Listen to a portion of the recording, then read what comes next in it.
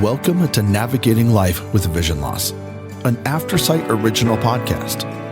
In each episode, we share stories, insights, and practical advice to help you navigate the journey of living with low vision or blindness. Together, we'll embrace each step with courage, grace, and hope.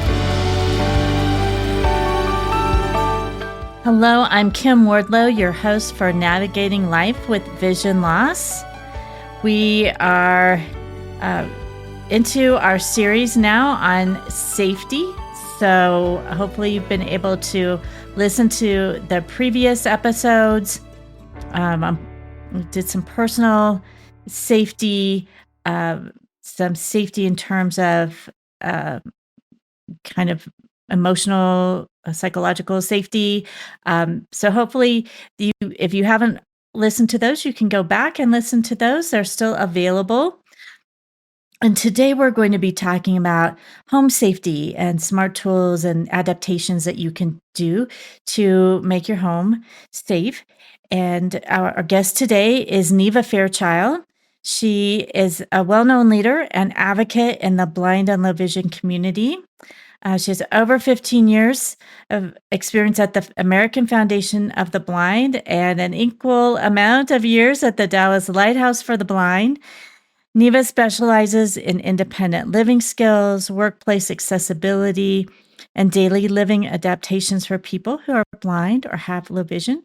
She's also an expert in smart technology and practical solutions that empower individuals to live safely and independently at home. And I have the privilege of working with Neva on the IAAS, the International Association of Audio Information Services board. So Neva, welcome to NLVL. Thank you so much. Well, Neva, do you want to just start off just by telling a bit about your journey and how it shaped your approach to home safety? I'd love to. I was raised by parents who took the attitude, do everything everybody else does, figure it out. So they let a very low vision kid loose in the neighborhood on a bicycle. And I didn't hit too many cars. I did hit a couple of people through my life. And the last person I hit was my last day on a bicycle. Of course, I was in my late 20s, early 30s then. I didn't grow up worrying about what I couldn't see because it was always my experience. But as I got older, my vision diminished and I realized I had to do things differently to stay safe. For example, I started using a long white cane when I was 30 years old, when I went back to college and I was working my way through a bus route and getting from a busy street onto the campus and to my building. Always before that, I just went there once with somebody. They showed me the route. I memorized it, but my vision had changed to the point that it really wasn't working for me to do things that way anymore. So part of my safety out and about in unfamiliar environments was using a long white cane so that I didn't trip over curbs or fall off curbs or fall down sets of stairs. Very painful, not only to my dignity, but to my knees and hips. Yeah, definitely good to avoid injury. Absolutely. Absolutely. What do you think was your biggest learning curve when you first started adapting your living space and you were adapting to be able to go out into the world? Did you have adaptations within your home as well? When my vision started deteriorating to the point that I was not seeing so many details anymore, only large shapes and objects, and in a familiar environment, I knew what those things were. But when I started working for the American Foundation for the Blind, we had a demonstration model apartment where we showed people how lighting and color and texture contrast made a difference for orienting yourself to where you are in your space, as well as to making things more safe for moving about. Most homes and apartments do not have adequate lighting. People with low vision are estimated to need 3 times the amount of lighting than someone with normal vision would need to function in an environment. So When you've got one lighting fixture in the middle of the ceiling, or you've got one lamp on a table by the couch, it's just not enough light to see obstacles that are left in your way, pets that don't get out of your way. My dogs learned to get out of my way. They didn't like getting stepped on, but extra light helps. And color contrast also helps when you have beige floor, beige couch, beige pillows, beige curtains, beige walls. It just looks like a beige world.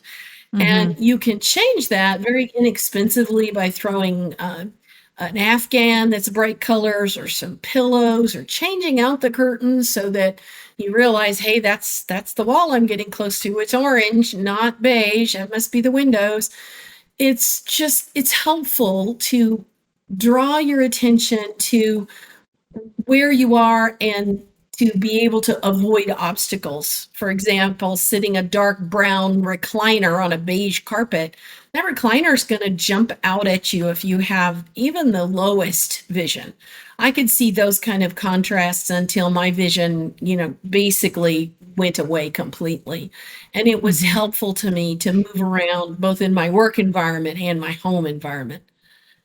It's also important to use safety measures that everybody will benefit from, like keeping clutter out of the walkways and not stretching cords across places where you might trip over them, and keeping things organized, always putting the packages that come in from the UPS man up on a surface instead of down on the floor where you can trip and fall over them. The same thing is true at the office. It's just good practice not to pile the extra copy paper in the hallway where somebody's going to fall over it as they're walking along, not seeing it because of their vision loss, or they're walking along looking at their phone instead of where they're going. That's true. There are multiple reasons folks might not see an obstacle in their way. Why is it so important to think about safety proactively rather than reactively, to really be thinking? And I'm thinking, if you know you're progressively losing vision, to kind of do some of those things proactively, rather than waiting till something happens. I think there's two main reasons for that, is to enjoy those changes, like being able to see the room better or move around in your space more efficiently, maybe even faster than going at a pokey pace because you can't see well, while your vision is as good as it is right now. We don't know what our vision is going to be tomorrow, so why not improve and enjoy more visibility in our world? And then the second reason is to prevent that fall and injury. It's a very scary statistic, and it got my attention. And I wasn't 50 yet when I learned this statistic, but after the age of 50, a fall results in a broken bone. If a fall results in a broken bone, the person dies within a year 20% of the time. Wow, that is Now, a I'm not sobering talking. statistic. It's scary, isn't it? Yes, it So is. it's not that you fall and break your neck. Okay, that does happen. God help us, it does happen.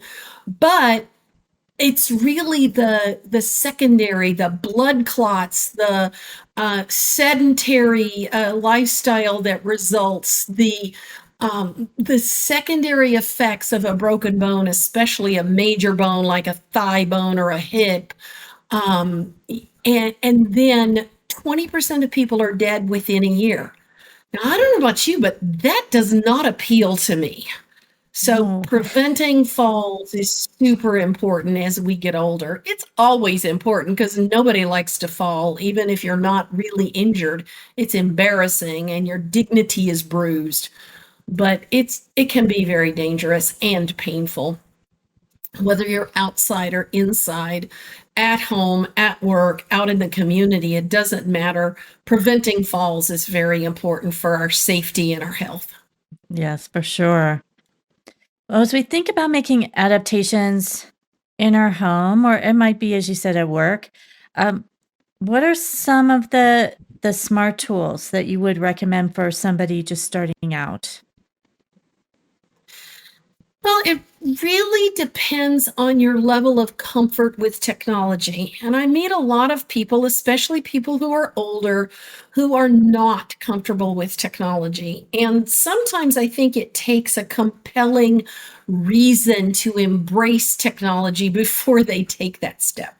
So I'm going to give you a couple. The first one is the smart home speakers, like the Amazon Echo or the Google Home, or there's others that are out there that I don't even know the names of. Apple has one. I don't know the name. I think it was Apple Home or Apple Pod. I don't know. They all run together after a while. But a smart speaker in strategic places in your home gives you a way to call for help. If you have a fall, if you're just not feeling well, you can ask for help. You can call emergency services. You can also call a family member who might be able to, come over and help. The simplicity of that appeals to me because no matter where I am in my home, I can tell the lady to call my daughter, my husband, or 911. I also think that people are often too reluctant to call 911. Oh, I think I'm having chest pains. I think I'll call a neighbor to drive me to the hospital. It's not wise. It really is dangerous because if your heart stops and you stop breathing part way to the hospital, what is that neighbor going to do? Nothing. They have to keep driving. And Right. if you're in an ambulance, they have something to do. So using some good judgment, some I'm going to be safe rather than sorry judgment is also very important. Having a smartphone in your hand doesn't do you any good if it's sitting on your nightstand and you're in the kitchen. Having a smartphone nearby is an easy way also to call emergency services or to call a neighbor or a family member for help. So having those communication tools that you're comfortable with, I think is the first battle. Having the information you need at hand is the second battle. Do you know your doctor's numbers? Do you know the neighbor next door's number? Do you have those numbers memorized or are they programmed into your smartphone so you can say, hey, sir, I'm not going to say his name because everybody's phone will go off. Call, my daughter, call Jim, call 911 so that you know how to use it and you have the numbers stored and can get to them. Sometimes those smart devices aren't so smart. That's true. I think lots of us have had that experience. Yeah, I mean, every morning I ask it to cook something for 7 minutes at 400, and I usually have to tell her twice. So, good practice with it, and then being patient and not freaking out and getting upset.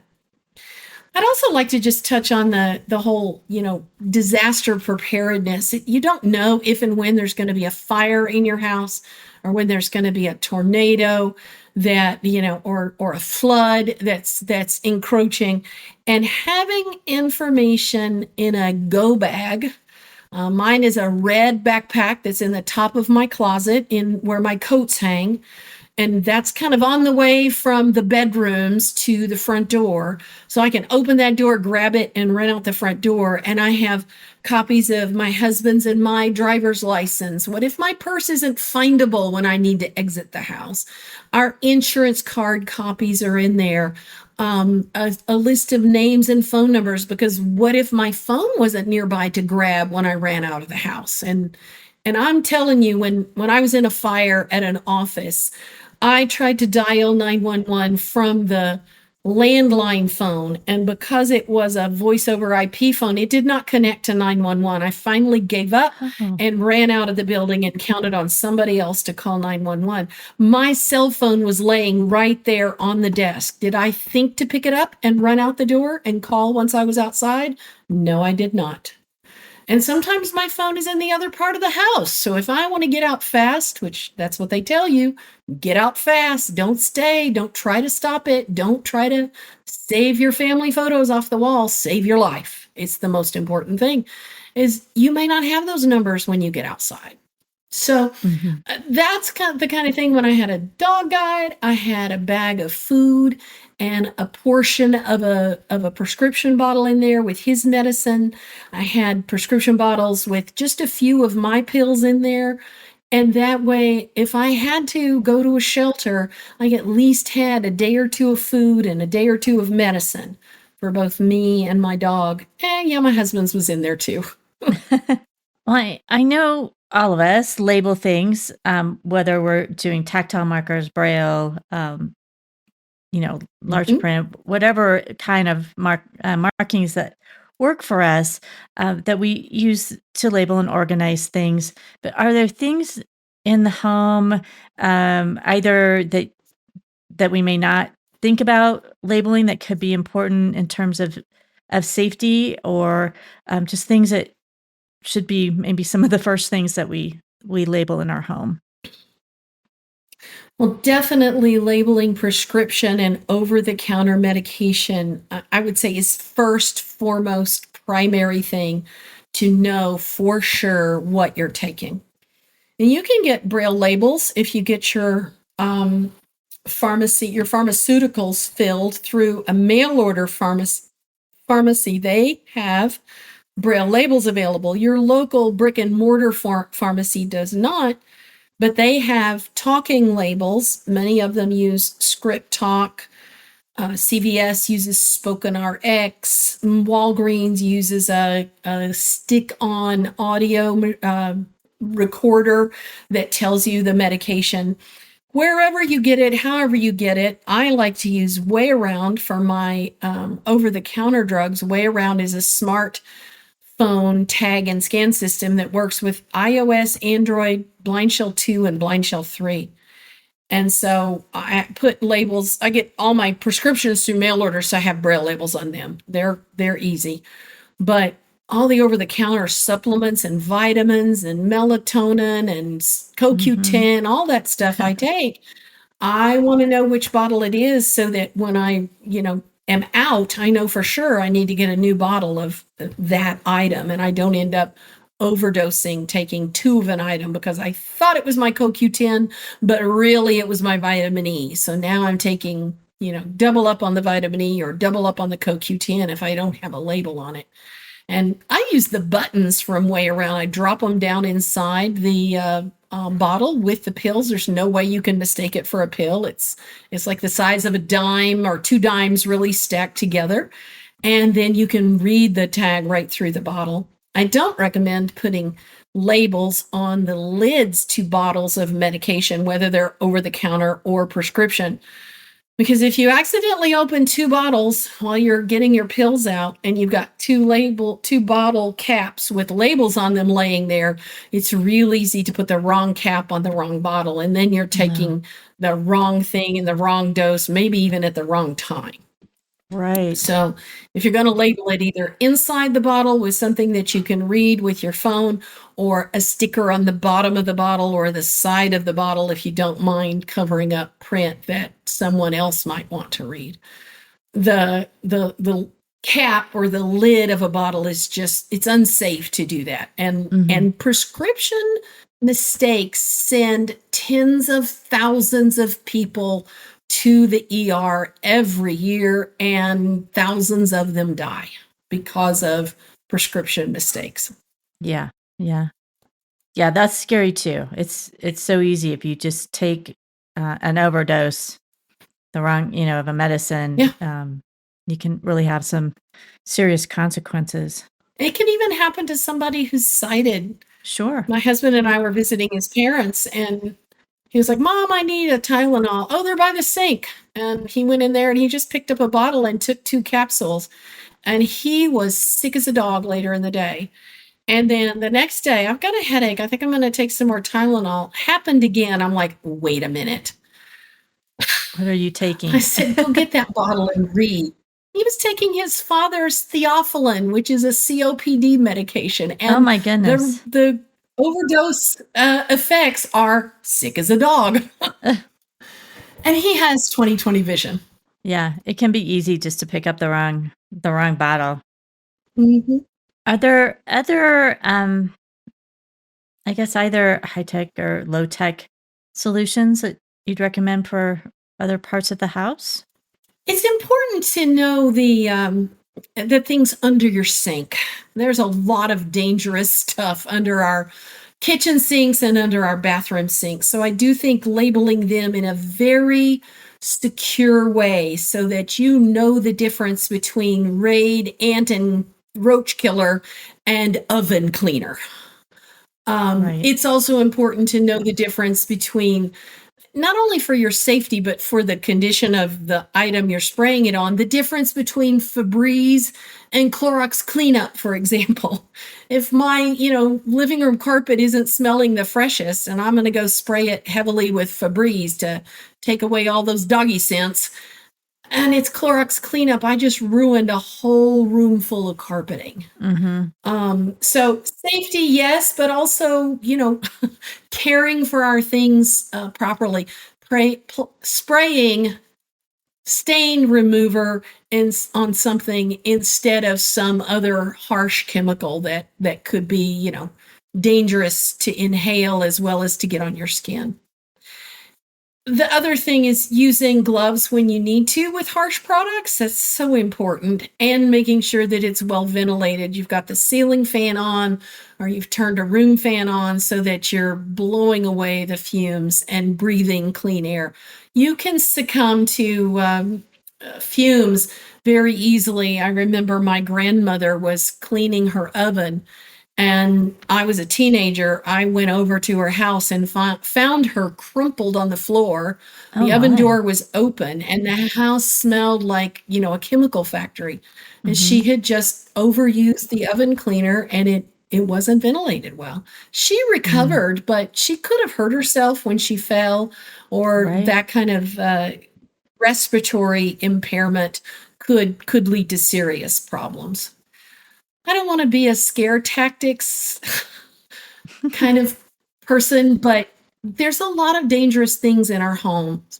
A lot of people use muriatic acid in their shower to open their shower drains. That stuff is really dangerous and should not be used by somebody who isn't sure what it is or isn't sure how to use it. Those kinds of things, they're so avoidable. So careful labeling of products and then using them properly.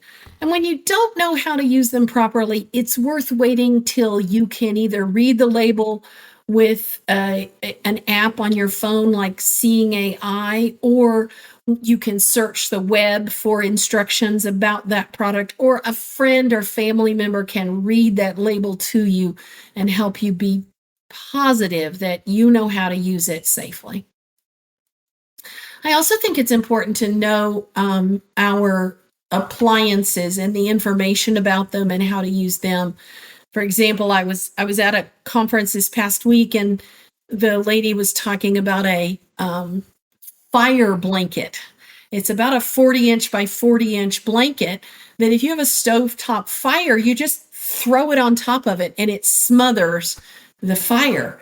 If you have a fire in your oven because something stayed in there too long, or a kitchen towel got caught in the door and actually went into the oven with the food and fell down on the burner, which if you're blind, that can happen pretty easily. With the oven, all you need to do is leave the door closed and turn the power off, and the fire will go out. Whether it's gas or electric, with no power and no air, fire can't burn. And so you're just knowing those things about your appliances. I also think it's important to know the brand and the model and even the serial number of your appliances, who to call when something goes wrong. If your dishwasher starts flooding your kitchen, turn it off and throw down towels and call a repairman. Well, if you don't know what brand it is, you don't know who to call, you don't know what to tell them, they're going to charge you 2 trips to come and find out what you have and then to go back and get parts. If you call with the knowledge of what your dishwasher is, what brand it is, even what serial number it is, they'll be able to tell you that it's under warranty, and they'll bring out the typical parts that they need, and it's a one-trip fix.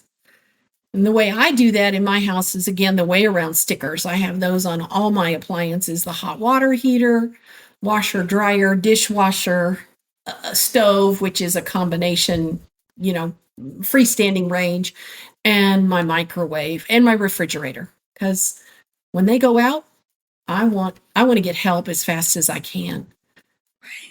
Yeah, definitely.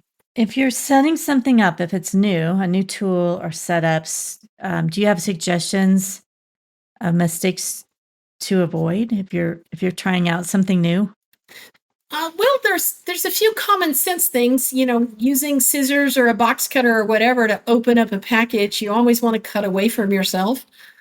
Learned that in Girl Scouts, and if you were a Boy Scout, they taught the same thing, to always cut away from you to open a box.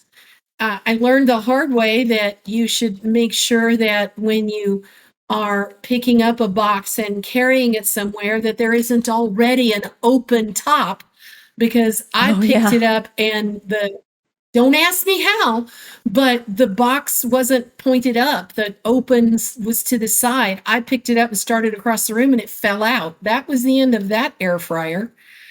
So, you just never know. You gotta check things out. Is this box really sealed? And then as you pull it out, I like to go to the lowest thing that's comfortable for me. Usually that's the couch or even the floor, to open something so it's not going to drop off the edge of the countertop or the table. And then, sit there and go through it. I use my phone and my Seeing AI app to read the instruction manual. Sometimes it's hard to get to the English part because they put 3 or 4 other languages in the book. But it's real easy to tell when it doesn't speak your language that it's the wrong page. And I get to that, or I look it up online by the name, model number, and brand name and model number of the product to look for instructions. A lot of times you can even find unboxing instructions and videos on YouTube. Sometimes the videos are helpful because the person's talking the whole time, and sometimes it's just a video and it's nice music, which isn't helpful. There's usually multiple options, and I'll go through 3 or 4 or 5 of those till I find a really good one before I start, if I can't get the instruction manual to read well enough. An example of that is I got a new CPAP mask, and I tried reading the book, and apparently it was all just graphical drawings. Because when I had my sister work with me, it was just pictures. It was like an IKEA instruction, only pictures. There's nothing for your reader to read. No. So sometimes it comes down to, you gotta ask the help of a sighted person. We're all interconnected, and none of us are completely independent. Every human on this planet is interdependent. And so we have to go to others sometimes. I work hard to do it as independently as possible, but sometimes you just have to go to somebody else. Well, and that also kind of makes me think, if you have family, caregivers, roommates, if you have other, or even just friends over, if you have other people, in your home, one, you might be able to ask for help, but also, how can you, if you're the person who might be offering help, best support someone with low vision? I know sometimes people want to overhelp, but also if you are the person with low vision, how you can kind of get people to understand when you need help and where you don't.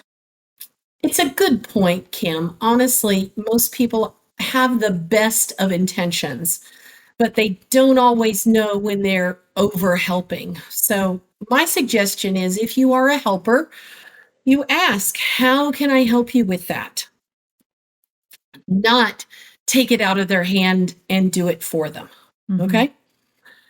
If you see somebody, is about to step off a curb, into a busy street, stop. You're about to step into the street, instead of grabbing them and jerking them back. Now, if the bus is only 12 feet away, that might be appropriate, but words are usually better than action. Right. Most of the time not. I'm hoping that most people would hear that bus if it was only 12 feet away, but maybe not. So asking, how can I help, And then as the person who is blind or has low vision, asking for help in specific ways. Can you help me by reading these instructions? Can you tell me what this says? Handing them a bottle of something or a package of something. Can you tell me how many cups of water I'm supposed to boil this pasta in? You don't need to read it from top to bottom. Just what do the instructions say? Mhm. Asking in a specific way will get you the help you want faster. I recommend that people who live alone and don't often have a helper make a little spot for things you need help with. Okay? To put them there, or a way to make a list, whether it's recorded or written, even if you can't read what you write, people that can see can read what you write. And you could make a little card that says, check the setting on the freezer. Because gee, the ice cream was really mushy last night, and that way you can remember those things. So when somebody comes in, you can say, hey, I've got a couple of things I really need your help with right now. And again, if you're a helper, if you see something that is really out of place, like, gee, Dad, did you know that there's a half gallon of milk sitting out here on the countertop and it's warm? So I think it's probably been sitting here a while.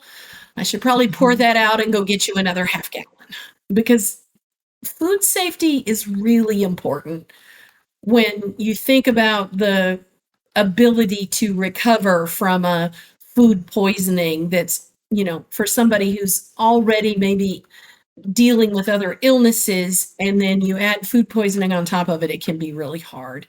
So, if you see something, say something applies in lots of situations around people's house. Gee, Neva, you've got an extension cord stretched here across this walkway in the dining room. Are you sure that's safe?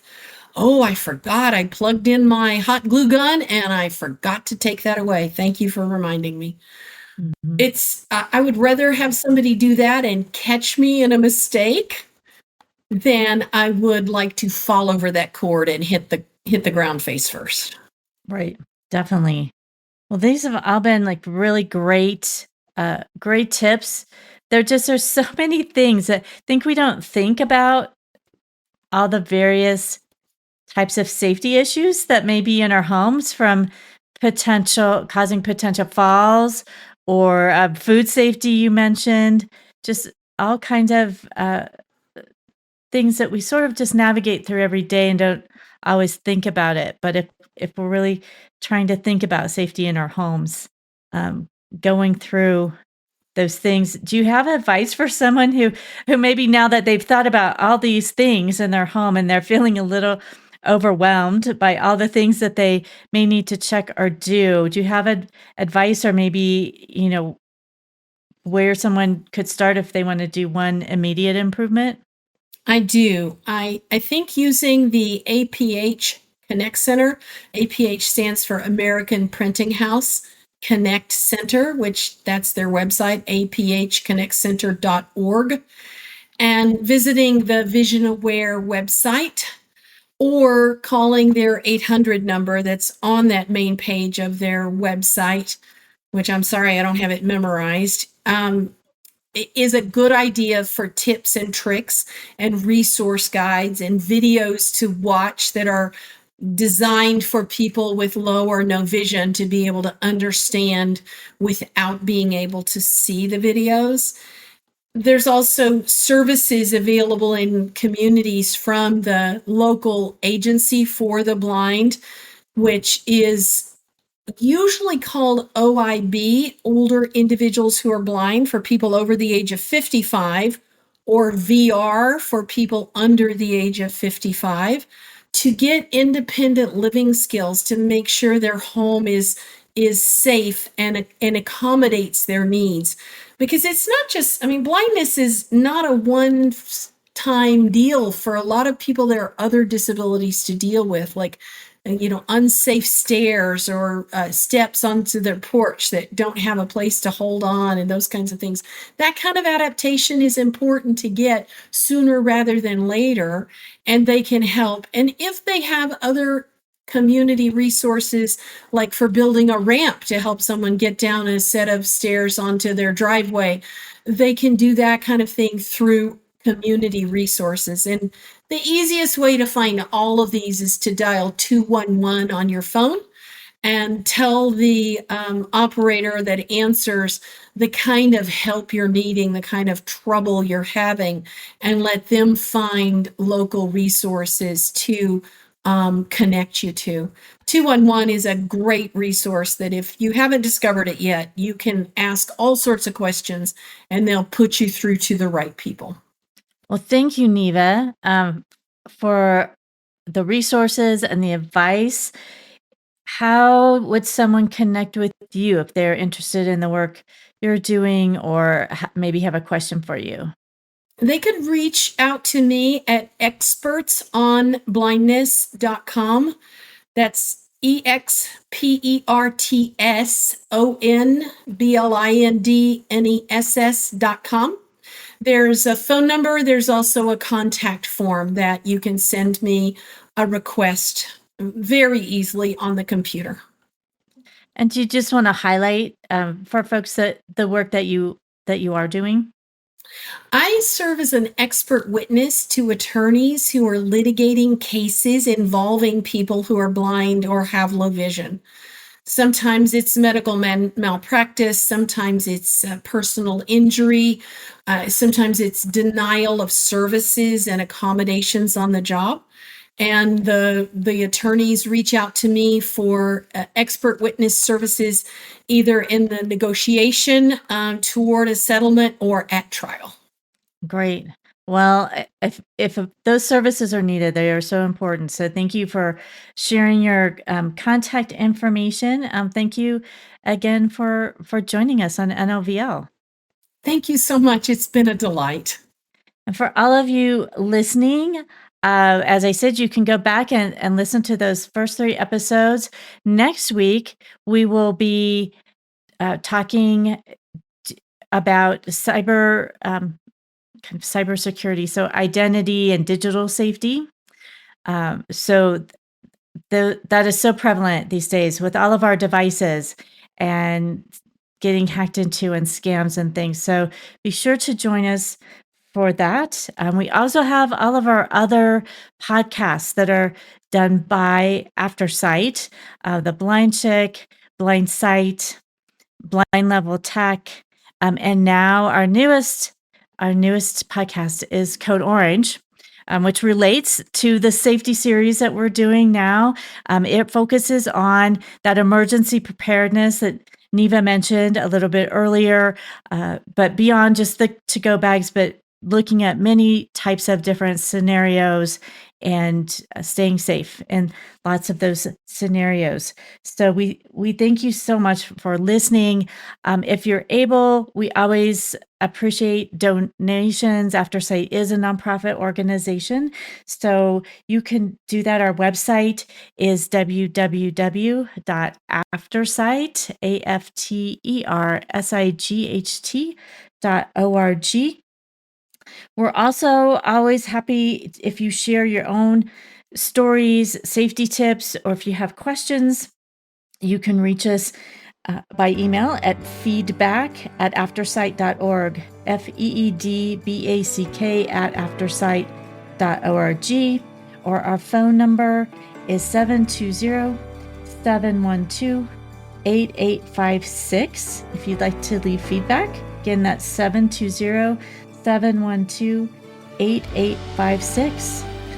Just a reminder to subscribe and share the show with others if you know somebody else that might benefit from the show. And as always, we hope this episode and the information it included help you navigate your life with vision loss.